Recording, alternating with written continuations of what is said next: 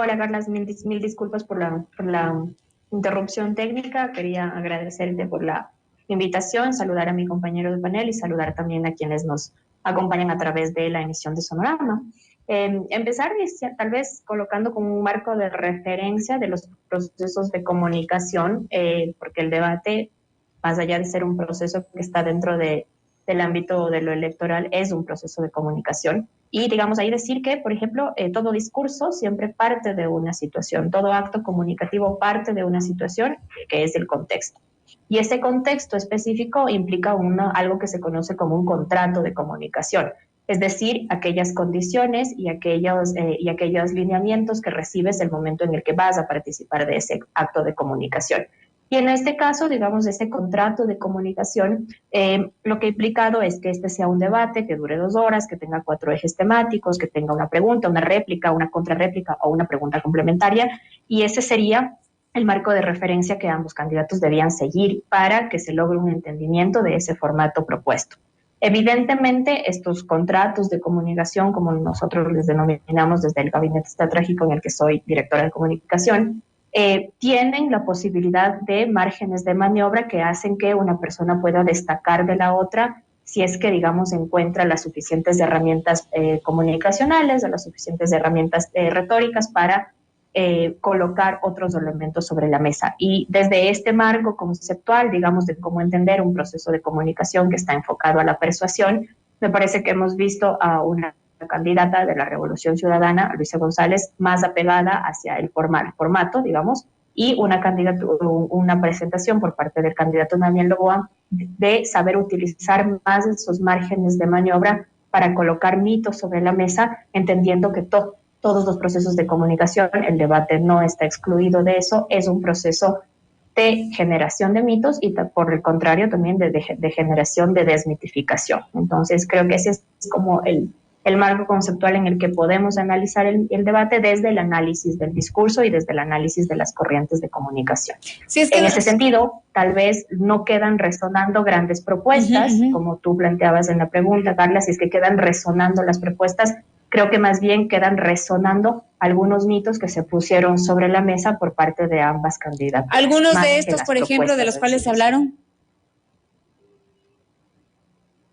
Por ejemplo, digamos, vemos a un Daniel Noboa que utiliza como estrategias retóricas en cada una de sus respuestas, incluso en las respuestas relacionadas con el eje social, por ejemplo, de salud y educación, vemos unos mitos relacionados con aquellas cosas que se han mitificado sobre la Revolución Ciudadana. Una refinería invisible, cuando se utiliza bien el dinero o cuando no hay procesos de corrupción, el dinero se alcanza. Por ejemplo, la construcción de un plan habitacional para los afectados del fenómeno del Niño en un terreno que ya está aplanado en Manabí. Digamos que sin ser un ataque o un enfrentamiento directo, sutilmente se han ido posicionando estos mitos. Y por el otro lado, por parte de la Revolución Ciudadana, por parte de la candidata Luisa González, tal vez un intento de vincular ciertos personajes relacionados con temas, con investigaciones que se están haciendo ahora en el momento, relacionarlos con la candidatura de Daniel Noboa. Entonces creo que son más esas las cosas que quedan resonando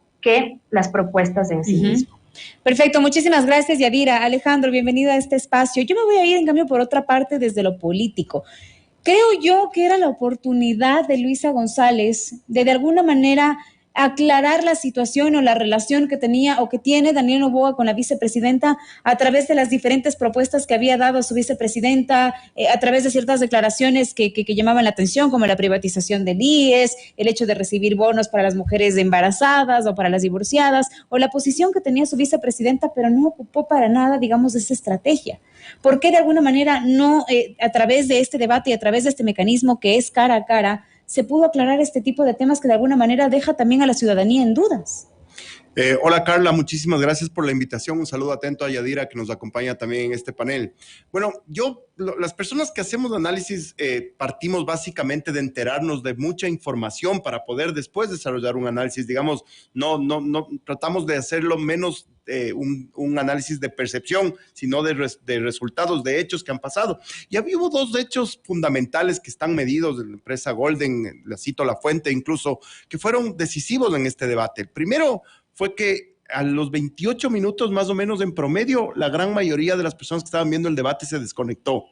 Eso quiere decir que el debate fue plano, fue chato, fue aburrido, fue denso, el formato no ayudó definitivamente y las cosas que nosotros esperábamos ver no se solucionaron. Y la otra vez, en cambio, en la conversación digital, en el sentimiento digital, lo que se llama el social listening, parece que sí, hay un evidente mejor performance de Luisa González, pero los números casi no se movían. O sea, es verdad que por poco Luisa González tenía un mejor desempeño, pero esto no parece que había pateado el tablero, que habría pateado el tablero de ninguna manera. Y ahí enlazo con lo tuyo. Yo creo que la intención de Daniel Noboa fue, a través de estos dardos venenosos que hacía Yadira, tratar de acaparar la conversación post-debate. Por ejemplo, en este momento y durante toda la noche de ayer y todo el día de hoy, se está hablando sobre la tabla de consumo de drogas. O sea, es el tema del que se está hablando en Twitter. Y la reacción que tuvo Luisa González al decirle, yo no sé qué problema tiene usted con la tabla del consumo de drogas. Exacto, porque parece que ellas, como fue un proyecto digamos, desarrollado en el gobierno de ellos, se tomó muy a la defensa de ese proyecto y por ahí Noboa pinchaba para dejar en el imaginario lo mismo, lo que decía Yadira, estos temas de la corrupción, estos temas que habían mitos de la Revolución Ciudadana, la refinería del Pacífico, todo este tipo de cosas, era para acaparar la conversación digital posterior, que es muy importante. Entonces, muchas de las personas hoy día, en lugar de estar hablando quién ganó, quién perdió, están en una polémica agria sobre el tema de la tabla de consumos de droga, y eso evidentemente le conviene muchísimo más a Daniel Noboa, que en cuanto yo te decía con respecto a la generación de las expectativas.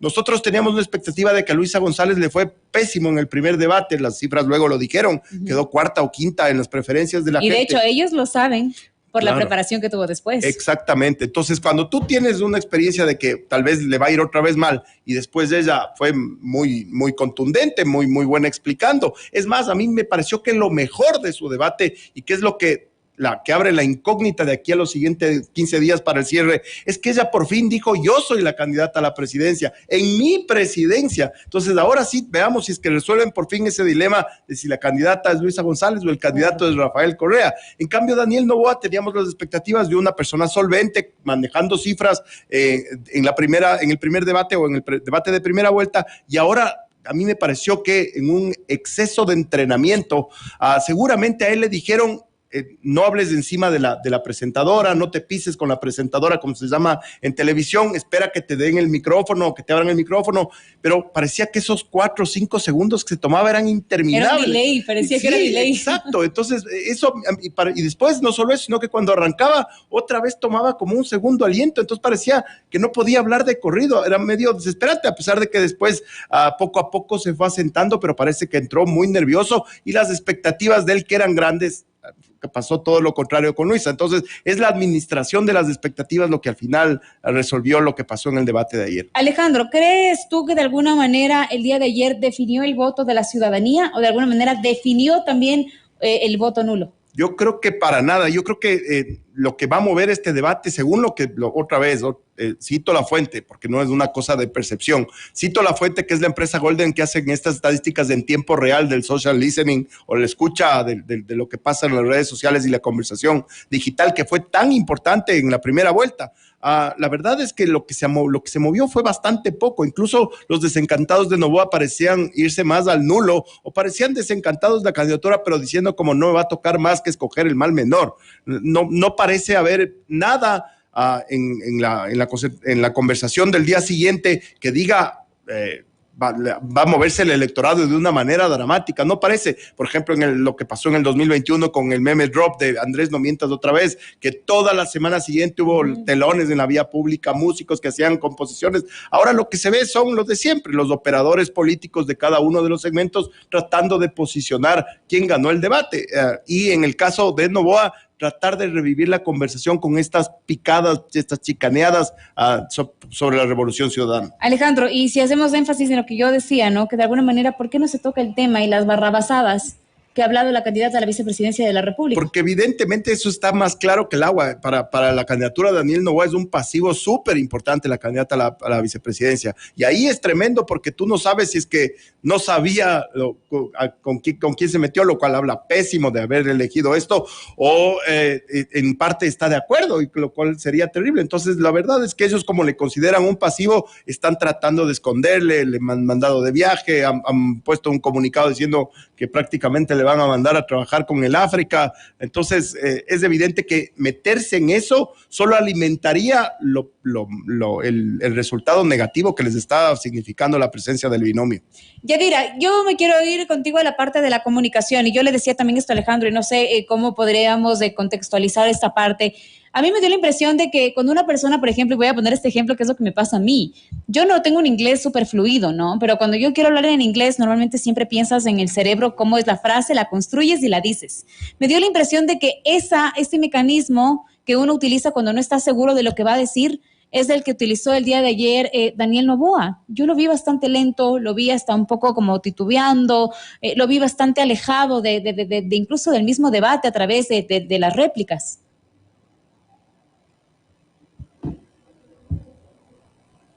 Gracias, Carla. Hay una máxima no solamente de los debates, sino de todos los procesos de comunicación. Digamos, todo proceso de comunicación implica la construcción de una narrativa sólida, que lo que hace es evitar que caigas en contradicciones y que genera una línea que conduce el discurso hacia un objetivo, y ese objetivo evidentemente es el posicionamiento y la desmitificación.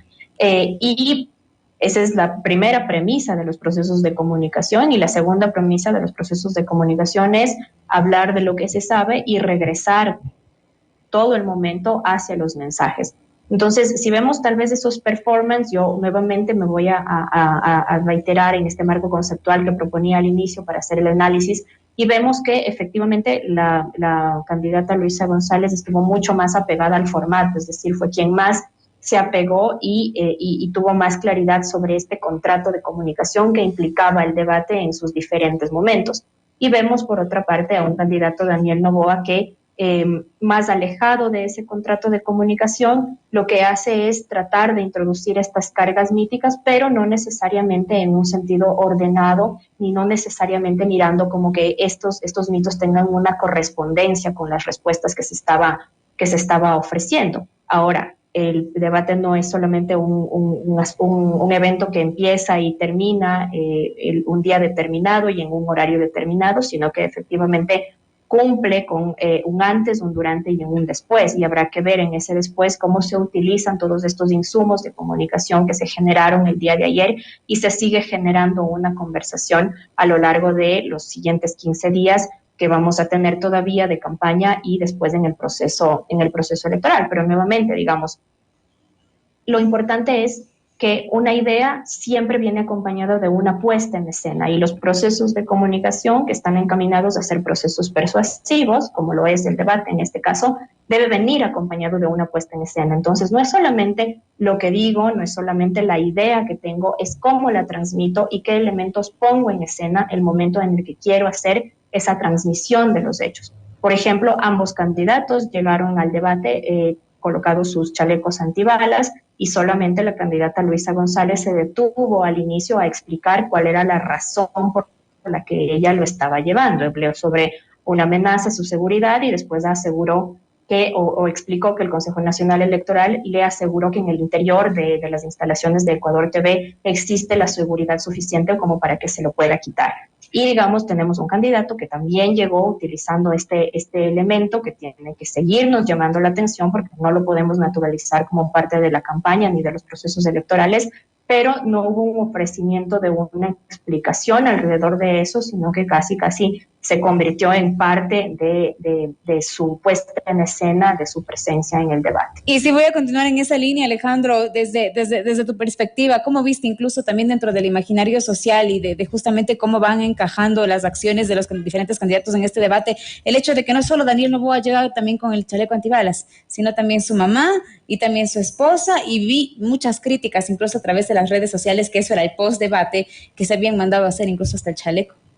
Así es. Lo que pasa es que Daniel Noboa ha utilizado muchos simbolismos a través de su campaña. O sea, la misma utilización de su familia dentro de la campaña es un simbolismo. O sea, utiliza no solo a su esposa, no solo a su madre, no solo a su padre, sino a su tía Isabel también para el tema de emprendimiento, como que ese es su equipo base, digamos. Y evidentemente él causó un shock importante en la primera vuelta cuando se presentó con chaleco antibalas y ahora ya un poco más superficialmente, aunque de eso se alimentan mucho las redes, a decir que la madre y la esposa estaban vestidas prácticamente igual, se habían mandado a hacer unos chalecos antibalas blancos que combinaban perfectamente con el look. Pero ¿cómo se ve eso? O sea, en el marco de la inseguridad que atraviesa nuestro país, el hecho de ir por este tipo de acciones, ¿cómo lo ven también desde la forma política? Porque para mí termina siendo algo superficial que ante un país que no es en su mayoría de clase media, media alta, no lo entiende de la forma que debería entenderse, ¿me explico? Carla, lo que pasa es que, y aquí es un fenómeno muy interesante de cómo ha cambiado la forma de leer la política en el Ecuador y en el mundo, no solo pasa aquí.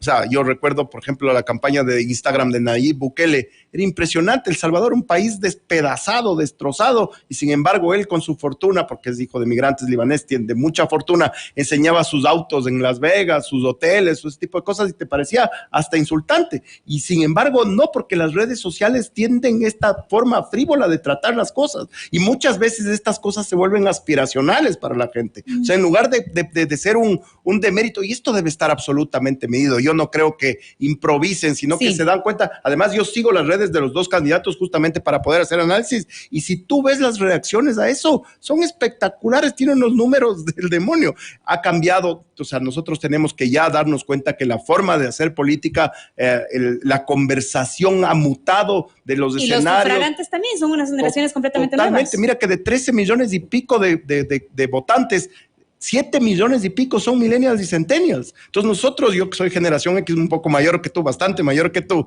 y los boomers estamos como de salida, nos están empujando. Entonces nosotros que pretendemos un debate al 1984 Borja León Febres Cordero, ya no vamos a tener ese tipo de cosas. La política está cambiando, el escenario está cambiando, y date cuenta que en la primera vuelta, después del debate, Daniel Noboa creció entre 14 y 16 puntos en 2 días. Mira, Javier Herbas creció de 0 a 15 puntos en 4 meses.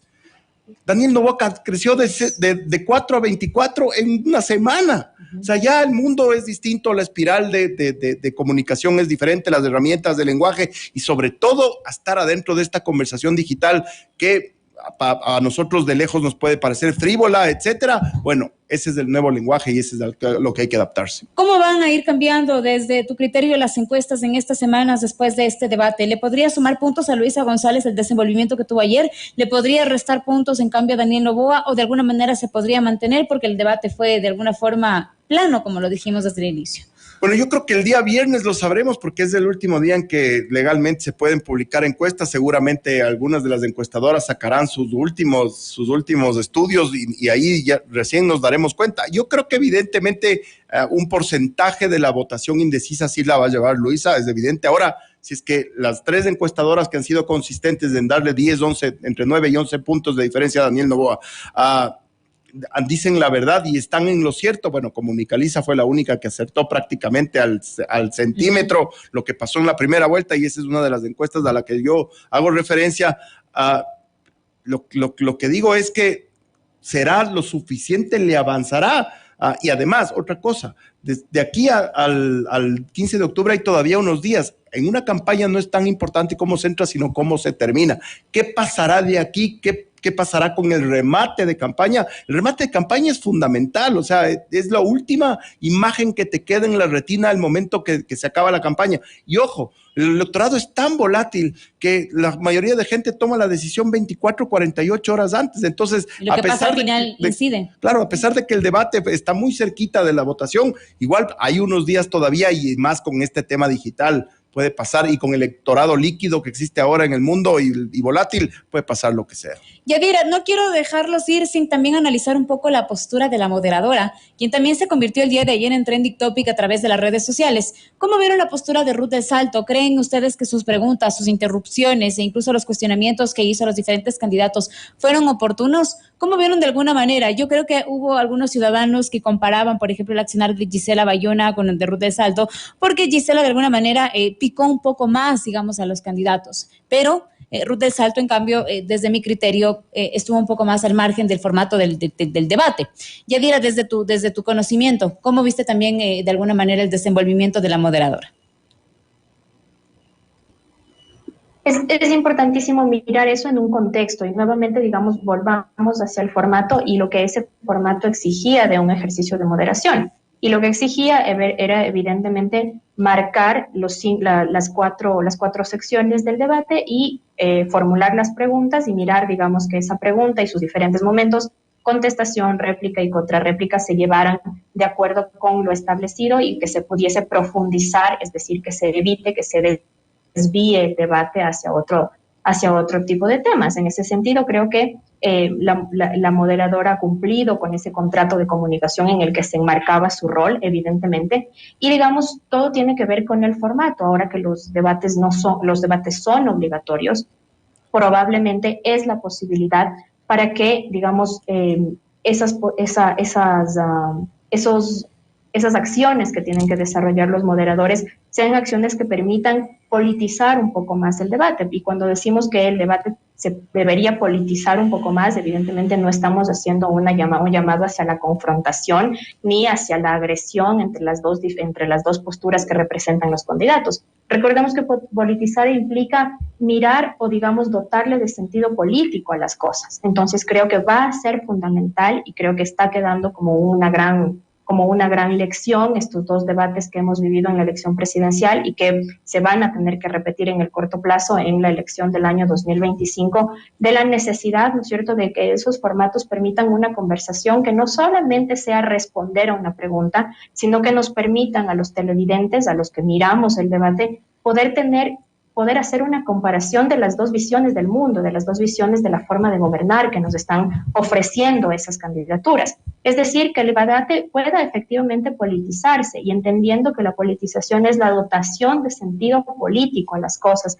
es decir, de mirar cuáles son esas propuestas desde lo político, no solamente aquellas que apelan a un listado de cosas por hacer o de un checklist de cosas por hacer, sino a la concepción del gobierno que nos están ofreciendo esas candidaturas. De ahí que, digamos, si el formato y el contrato de comunicación establece una participación para quien está moderando el debate, pues evidentemente lo que vamos a tener como resultado es una participación apegada precisamente a ese formato. Creo que en el año 2025, cuando se repite el proceso electoral, tenemos un camino interesante ya recorrido y posiblemente, o creo que es importante que desde la sociedad civil exista esta exigencia de que el formato no sea solamente la respuesta a una pregunta, sino que tenga la posibilidad de entender estas visiones del mundo y estas visiones de gobierno que nos están proponiendo los candidatos. Gracias, Yadira, y con esto finalizo también, Alejandro. Desde tu criterio, ¿cómo viste la participación de Ruth también? Bueno, yo creo que realmente desde que existen las redes sociales, sobre todo los moderadores están súper expuestos, claro, súper expuestos. O sea, lo que pasó con Gisela Bayona en el primer debate fue